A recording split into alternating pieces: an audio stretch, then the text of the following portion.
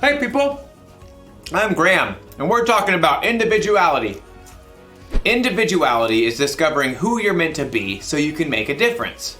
I know, I haven't had lunch yet and I'm already eating candy. I can make decisions like this. You can too, when you're older. Don't you just hate it when someone tells you to wait until you're older? I mean, it's not like you're a baby. You're not age 0. Of course not. And you know what? You use your head.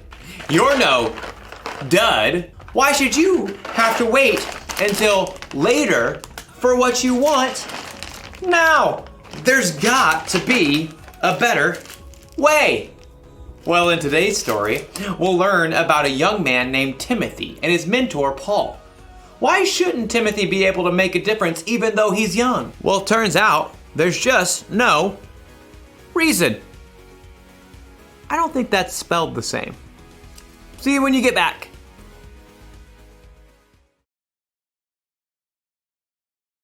The Bible. It's 66 books of history, stories, letters, and poetry that fit together to form God's one big story. The epic adventure of how He created us and loves us so much that He made a way to rescue us.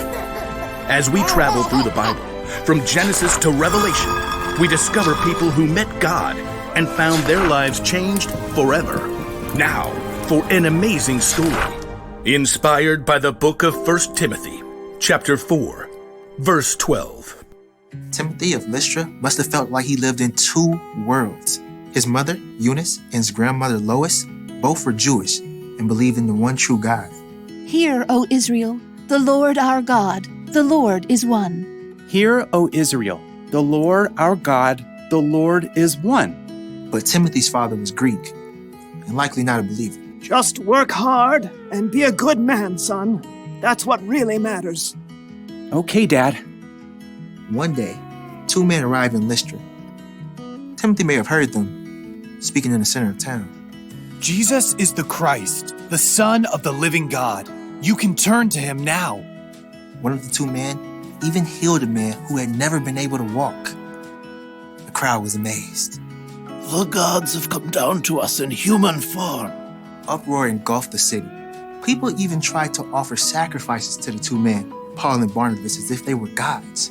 But in the middle of the chaos, a group of Jews from nearby towns where Paul and Barnabas had preached showed up and convinced everyone to attack the man with stone instead. Though the Jews dragged Paul outside the city and left him for dead, Paul got right back up.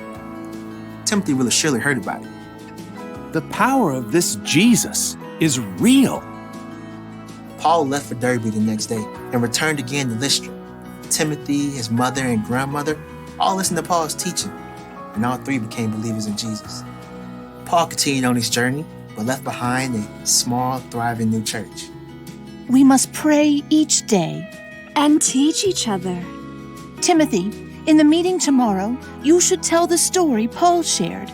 The one about how Jesus raised a dead man. Oh, but I don't really like to talk in front of people.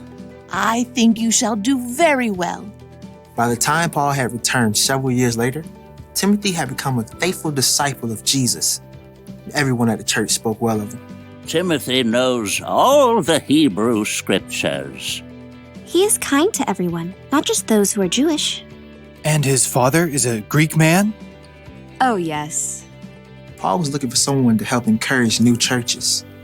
Someone who knew God's words.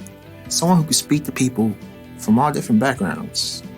Timothy, I'd like you to travel with me and Silas and Luke. Me? Of course you. Oh, but there are others older than me with more experience. They're bold. They're better at speaking. You're the one God has chosen for this job. Wow. Well, okay. The elders of the church laid their hands on Timothy and prayed for him. God's Spirit provided Timothy with everything he would need for the work ahead. Amen. We leave tomorrow. Over the next years, Timothy traveled with Paul all around the land to help encourage believers and start new churches. While they spent time in Ephesus, Paul gave Timothy a special mission. I want you to go to the church in Corinth. On my own? You're like a son to me. I trust you completely. The church there needs to see an example of what it means to follow Christ. And, well, you're it. Timothy went to Corinth. Over the years, Timothy became Paul's right-hand man. Paul even put him in charge of the church in Ephesus. The leaders in Ephesus are so much older than I am. Will they even listen to me? Your age doesn't matter. As Timothy settled in Ephesus, Paul wrote him letters to encourage him. Don't let anyone look down on you because you're young. Set an example for the believers in what you say and how you live. Also, set an example in how you love and in what you believe. Show the believers how to be pure. Though Timothy met Paul when he was a very young man, he was able to play an important part in helping Paul build up the early church and sharing their incredible news of Jesus.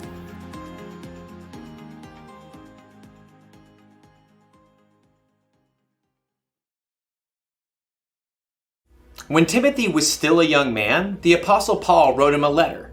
In the letter, Paul wrote, "Don't let anyone look down on you because you are young. Set an example for the believers in what you say and in how you live." You know what that means? You don't have to wait until you're older to make a difference. You could be an example for other people right now by how you live your life. When a friend is feeling down, you can help them find joy. You can make peace when you see two people fighting, and you can tell them to stop. By spreading God's love to the people around you, you can actually point others to Jesus. He's a real lifesaver. So here's the one thing to remember today. You can make a difference right now. Whether you're a junior or as old as 100, you can choose to be an example and make a difference, no matter what. Now, to eat all this candy. Not really. I'm no dud either. I'll see you next time.